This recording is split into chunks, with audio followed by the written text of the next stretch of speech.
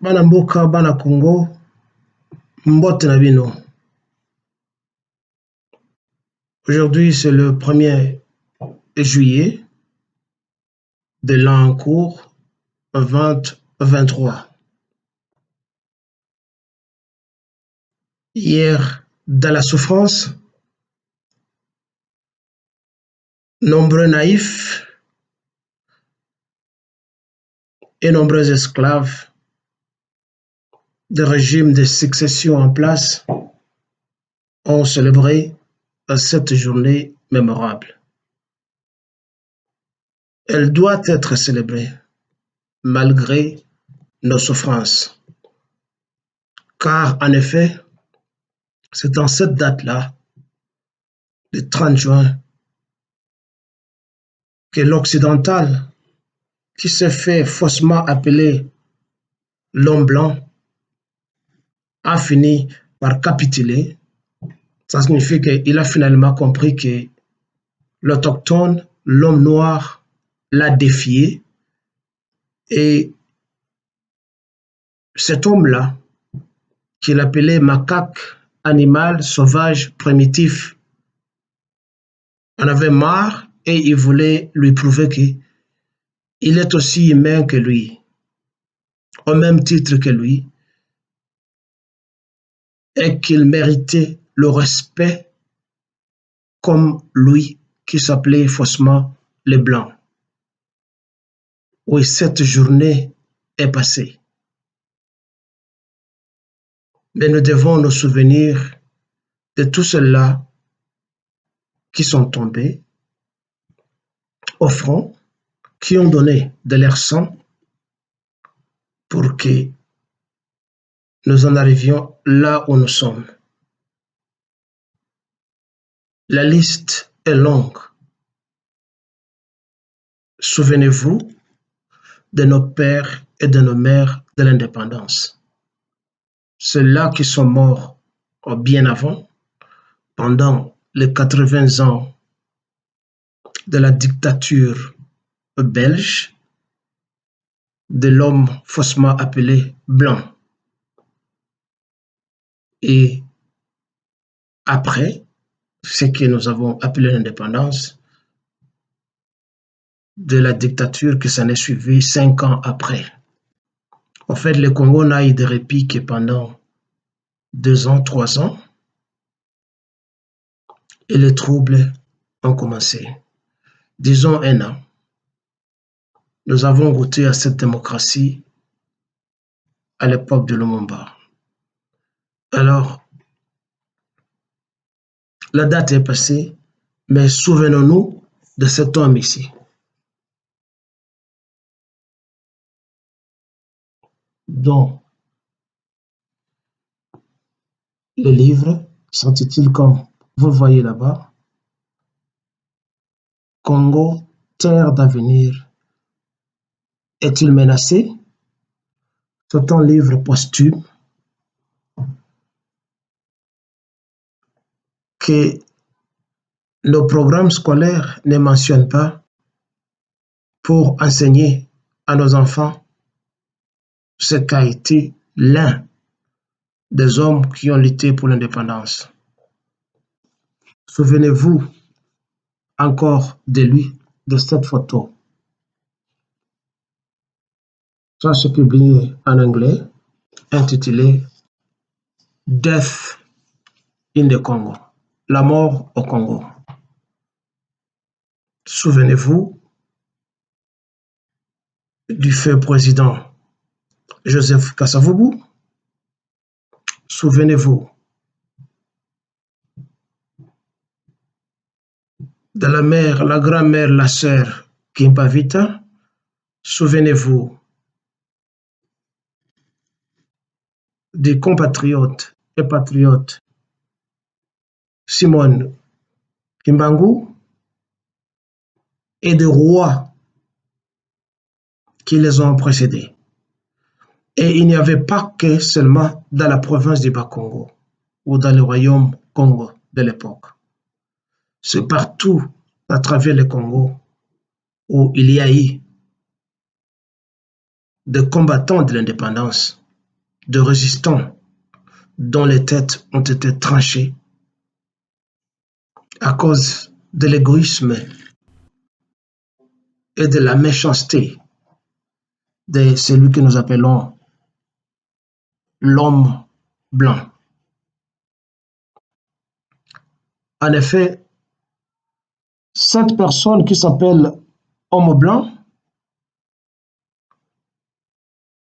croit que toutes les richesses du monde lui appartiennent. Alors, il doit s'en accaparer et en faire une propriété privée. Toute la nature, pour lui, ça lui appartient. L'eau, la forêt, le sable, le sol, le sous-sol, l'argile, le minerai, il ne lui reste qu'à apprivoiser l'air, les comprimer quelque part et commencer à nous le vendre. Il n'y a que ça qui reste pour l'égoïste né que nous appelons l'homme blanc. En fait, nous ne l'avons jamais appelé l'homme blanc. Il s'est fait appeler l'homme blanc et il a obligé à toute la planète entière de l'appeler blanc. Parce que dans nombreuses de nos langues en Afrique, à moins que je sois ignorant, nous n'appelons jamais ce type-là ou cette espèce humaine blanc ou blanche. En Swahili, nous l'appelons Mzungu ou Muzungu. Muzungu ne signifie pas blanc parce que blanc en Swahili signifie Eupe ou Nyeupe. En Lingala et en Kikongo et dans beaucoup de langues au Congo et beaucoup de dialectes au Congo, on l'appelle Mundele.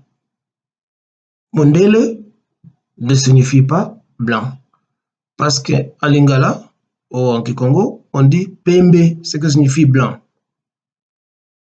etc., etc.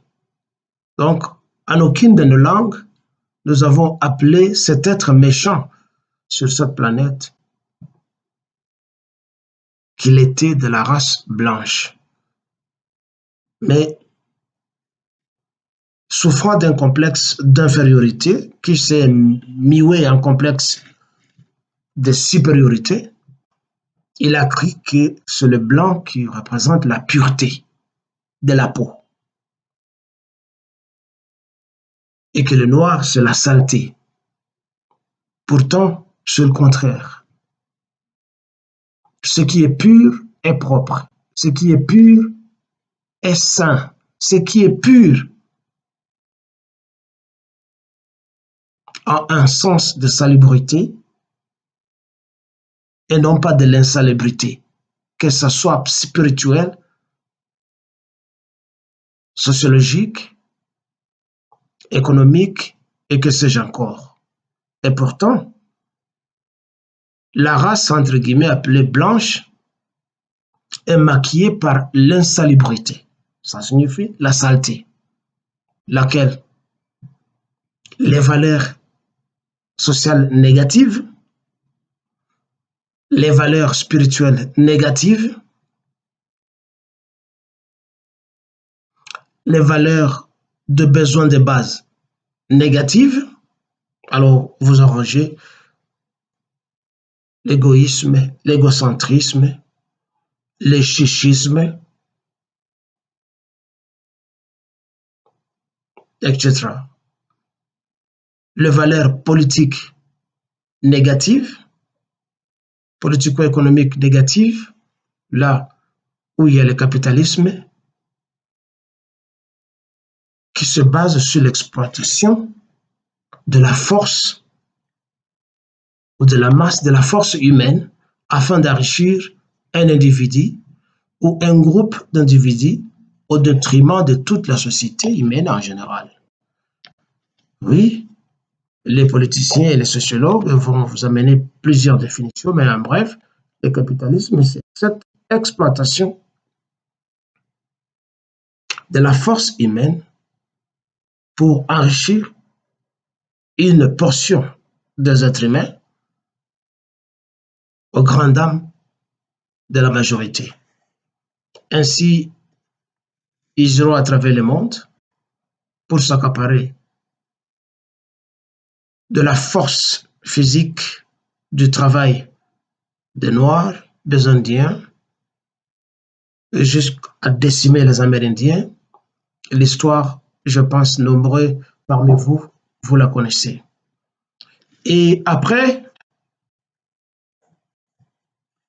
s'être accaparé de la force de nous, les nègres, ils ont placé à la tête de nos États, qui ne sont pas vraiment des États, ce sont des enclos, c'est dans leur entendement, ce sont des enclos, comme qui limiteraient sa ferme, des enclos dans lesquels ils élèvent des animaux qu'ils tuent à qui à n'importe quel moment qu'ils veulent. C'est comme un fermier qui peut pointer 2, 3, 4 animaux de son cheptel et dit je vais tuer ceci, je vais les vendre et faire de l'argent. Alors, ils ont mis à la tête de notre pays des animaux nous surveillant, des animaux qui aboient. Ils ont une grosse voix comme de chiens de garde. Et c'est ce que nous appelons les présidents, les vice-présidents, le gouvernement et le parlement. Et ils nous disent que c'est ça la démocratie. Je vous recommande tous de lire un vieux livre écrit par un Anglais qui s'appelle, ou s'appelait, en fait, les auteurs ne meurent pas, qui s'appelle George Orwell. Ce livre s'intitule en anglais Animal Farm. Traduit en français, on dit la ferme des animaux. Lisez ce livre et je recommande que certains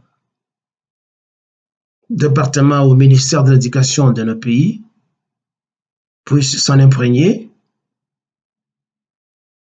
alléger l'édition, suivant les niveaux.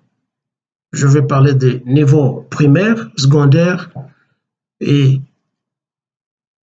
universitaires pour enseigner les contenus de ce livre à nos enfants.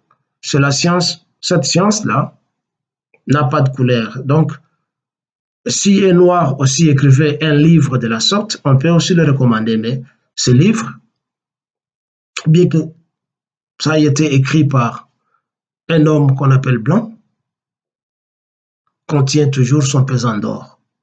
Et qu'il faille enseigner ce contenu aux générations contemporaines et à venir, afin qu'ils se prennent de ce qu'on appelle la démocratie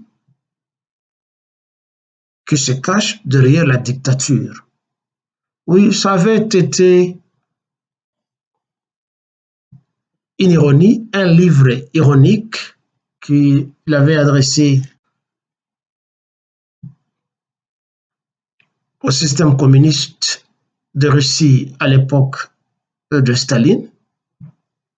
Je ne vais pas vous faire le résumé du livre, mais tout homme qui est curieux pourra s'en acheter, s'en procurer, soit à la bibliothèque de la cité dans laquelle il vit, en prendre le contenu, en enseigner aux enfants de la maison, de la cité et de partout où vous êtes, pour chercher à découvrir la ruse de la malignité de celui qu'on appelle l'homme blanc. Ils prônent la démocratie, ils prônent l'égalité des races, ils prônent toutes les valeurs sociales telles que la liberté d'expression, les droits de l'homme ou de l'individu, euh, la suprématie ou le règne de la loi, ce qu'on appelle parfois l'état de droit, tout en sachant que chaque État doit avoir les droits, etc. Ce sont des valeurs essentielles dans une société. Ça n'a pas seulement commencé avec Athènes en Grèce à l'époque, parce qu'aujourd'hui, les Occidentaux se disent que parmi les valeurs qu'ils balancent à travers le monde, en gros, ils balancent les valeurs athéniennes, donc d'Athènes. C'est là où la démocratie, d'après eux, a commencé et il s'en est inspiré euh, pour combattre les monarchies de chez eux dans leur pays. Vous savez que l'Europe, à l'époque, n'avait que des monarchies jusqu'à ce qu'ils ont défait la plupart des monarchies, soit en tuant les rois ou en les démettant et en changeant le système, comme cela s'était passé en France, etc. Mais quand ils se sont inspirés de la démocratie athénienne, ils ont oublié que les Amérindiens et les Noirs étaient des êtres humains comme eux. Ou peut-être qu'ils avaient fait semblant. Ils sont allés massacrer les gens, ils se sont emparés de leurs richesses, ils leur ont nié ce principe démocratique que je viens de citer. Donc pour eux, la démocratie va mieux chez eux, pas pour d'autres races.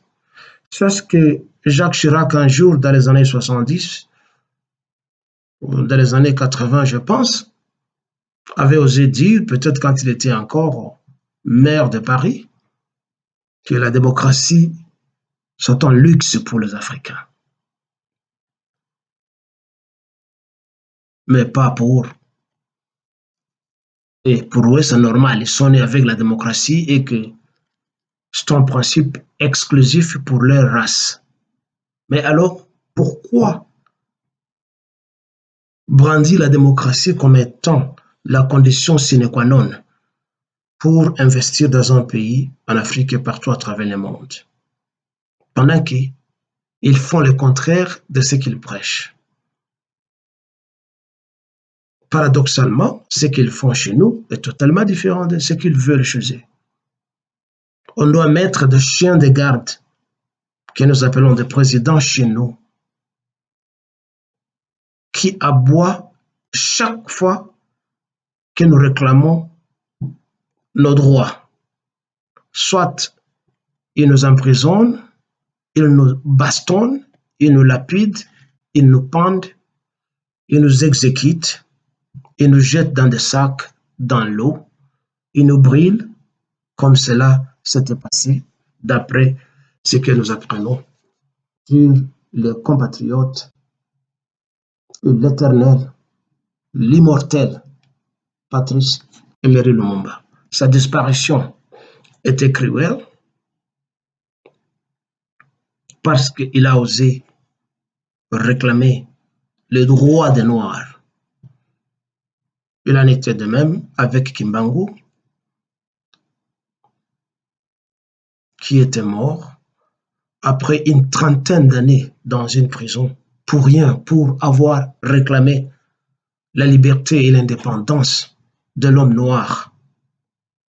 Il avait été incarcéré. Et l'homme blanc s'est dit qu'il est toujours civilisé. Il s'est dit qu'il est supérieur, mais il nie le droit d'existence à d'autres races. C'est ce que Cheikh Anta Diop a questionné en intitulant un de ses livres Civilisation ou barbarie, entre celui qui s'appelle blanc et nous qui sommes noirs comme du charbon et les autres races que l'occidental appelle, enfin, catégoriquement selon ses couleurs, jaune, rouge. Bon, on n'a jamais vu quelqu'un qui a une peau rouge, on n'a jamais vu quelqu'un qui a une peau jaune, mais on nous dit que les Chinois, et les Japonais et les autres peuples d'Asie sont jaunes. Je sais pas. C'est tellement différent de la couleur jaune que nous connaissons, à laquelle nous sommes familiers. Mais à cause de son égocentrisme, l'occidental a su catégoriser les gens. Et vous, le noir, nous, le noir, nous devons savoir que ça ne s'arrêtera pas. Ça ne va pas s'arrêter.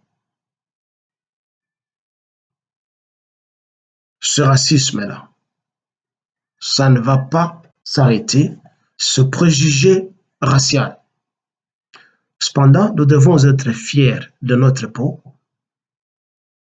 de notre spiritualité, de nos valeurs africaines, en disant non aux valeurs négatives que la démocratie qu'ils veulent nous imposer cherche à nous imposer pour me répéter.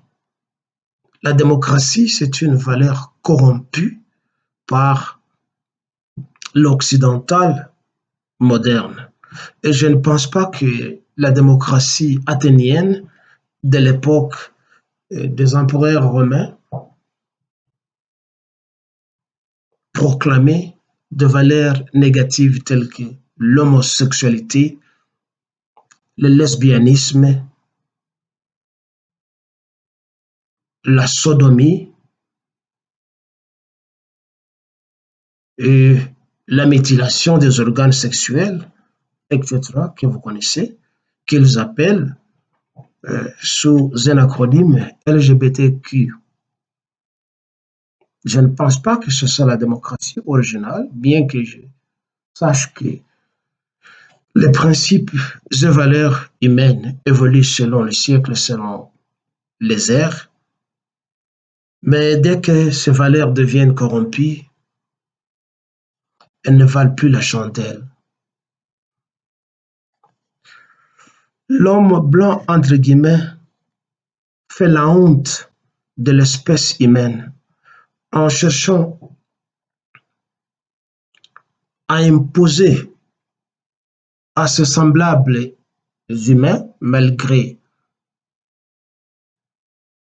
la différence de notre carnation, de notre pigmentation. Cet homme manque de respect d'abord parce que lui-même ne veut pas adopter les valeurs des autres. Et c'est ce qu'on appelle le monde unipolaire, où un seul pôle va imposer ses valeurs sur d'autres pôles. Ainsi, Vladimir Poutine et les autres résistants à l'unipolarité disent non au diktat de l'unipolarité et demandent à ce que les gens gardent, protègent et défendent leurs valeurs traditionnelles pour encourager la coexistence pacifique des êtres humains. Je ne crois pas en Dieu, moi, mais supposons que Dieu existait. Supposons que ce Messie-là, Dieu, existait. Je pense qu'il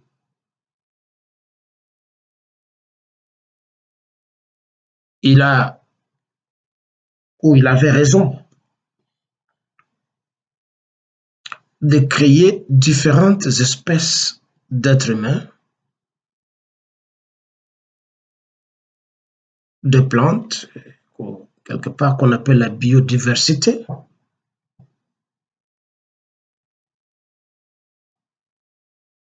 de rivières, des ruisseaux, des sources et des océans.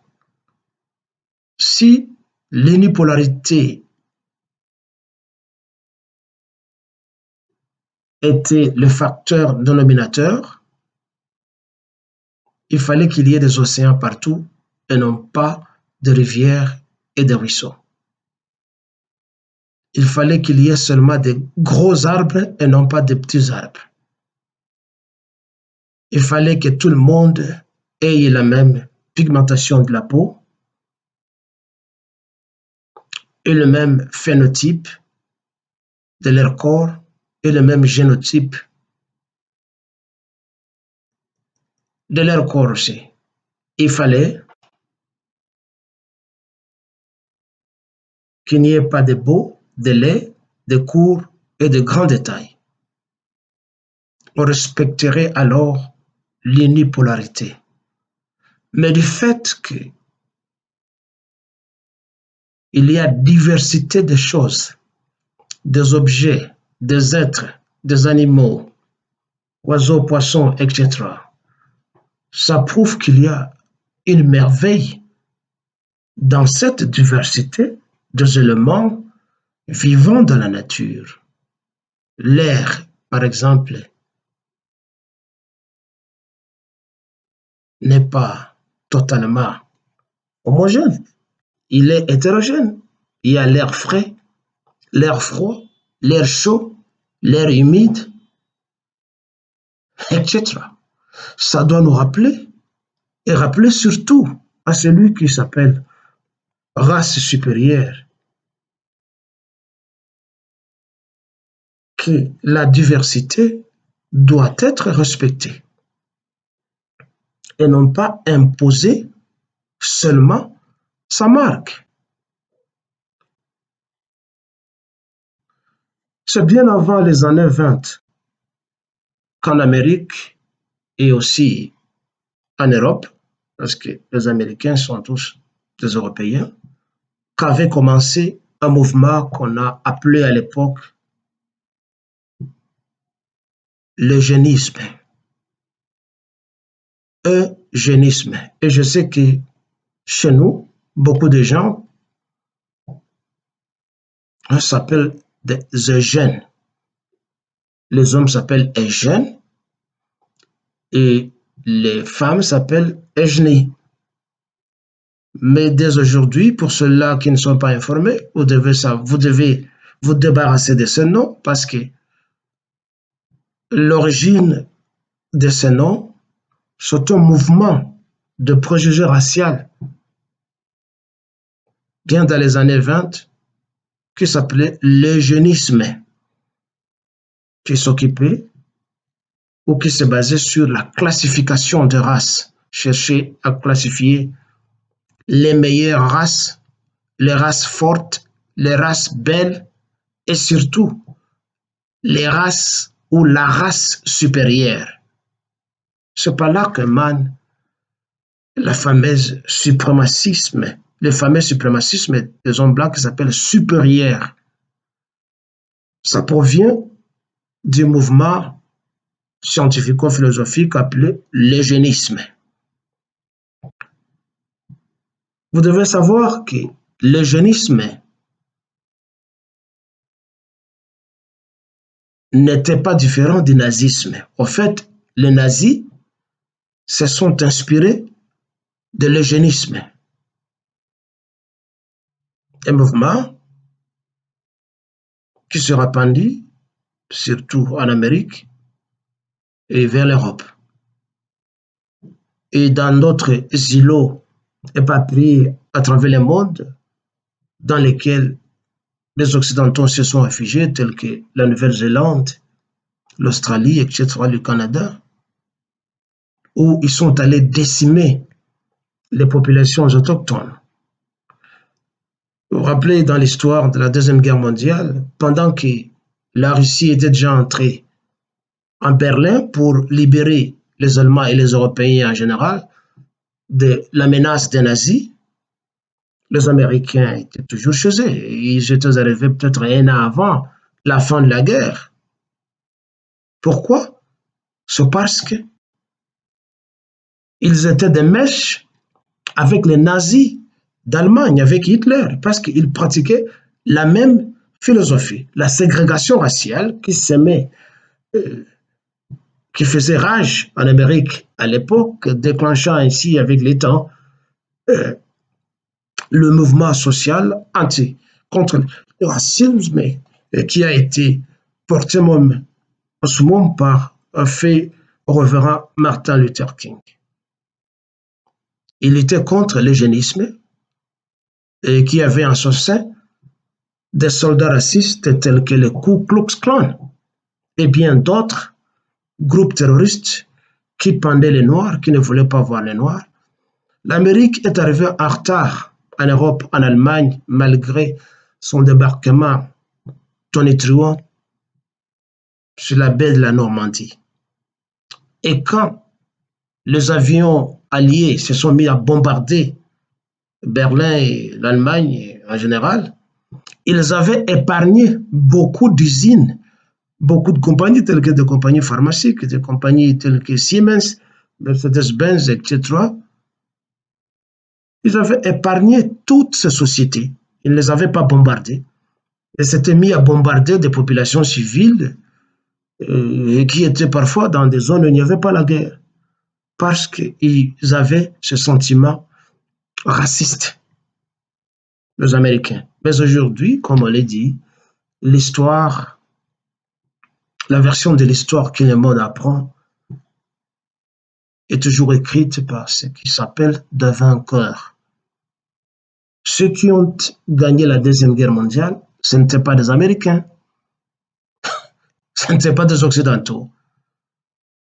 C'est cette même grande Russie qui diabolise, qui avait gagné la guerre, qui était entrée dans Berlin bien avant et qui avait perdu plus de ce 27 millions de soldats pour libérer l'Europe, l'Allemagne et la petite France qui fait la tête aujourd'hui parce qu'elle est occupée par la famille Rothschild et d'autres familles riches qui dominent le monde parmi les 10 qui sont bien connus et répertoriés.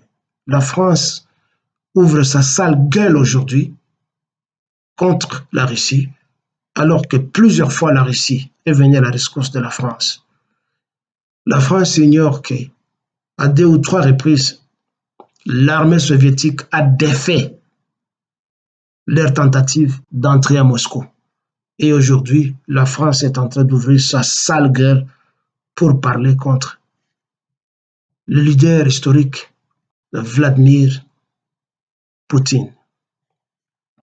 Alors, vous qui vous appelez des génies et des eugènes, vous pouvez vous débaptiser aujourd'hui et prenez des noms authentiquement locaux de chez vous, de vos tribus et de vos ethnies, au lieu de vous appeler Eugénie ou Eugène. Quand vous vous appelez Eugène ou Eugénie, ça signifie que vous êtes raciste. Ainsi, à l'époque, en Amérique, ils se sont mis à stériliser les Noirs pour qu'ils ne puissent plus se reproduire. Et cela s'est produit ailleurs. Quand vous allez en Argentine, même dans l'équipe de football, dans toutes les équipes de toutes les disciplines sportives, vous ne voyez pas de Noirs. Mais il y avait plein de Noirs. L'Argentine a éradiqué tout cela parce que les immigrants, soi-disant blancs occidentaux, avaient voulu blanchir toute la société argentine et décimer les Noirs qu'ils capturaient d'Afrique. Bon, peut-être on peut encore trouver quelques têtes de Noirs en Argentine, mais il n'y a aucun mouvement qui cherche à défendre les droits de ces Noirs pour qu'ils accèdent, par exemple, au poste ministériel, pour qu'ils émergent dans les domaines sportifs comme cela s'effectue aux États-Unis et au Brésil. Alors les Noirs, retenez toujours que celui qui s'appelle l'homme blanc reste l'ennemi numéro un et de tous les jours de nous les hommes noirs. Surtout à cause de la peur panique que l'occidental a de notre force musculaire, de notre endurance cachée dans la mélanine.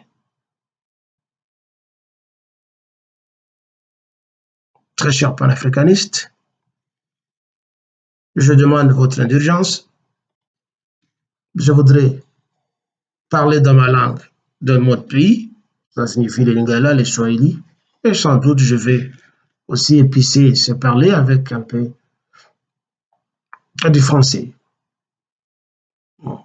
Bana mboka, bana Congo, lobi, botambolaki, ndambo kati na bino badefilaki, ndambo kati na bino bafandaki na ndako, ndambo kati na bino bazalaki obligé badefile pour rien, kokende na bastade kokende par-ci par-là. Mingi kati na bino, comme nous sommes toujours naïfs, bakendeki na ba église où ils étaient assis devant les complices na ba souffrance na biso, ceux-là que nous appelons ba monseigneur, ba révérend, ba évêques qui se font faussement appeler en anglais les bishops, les prêtres, les sœurs en Christ, et ceci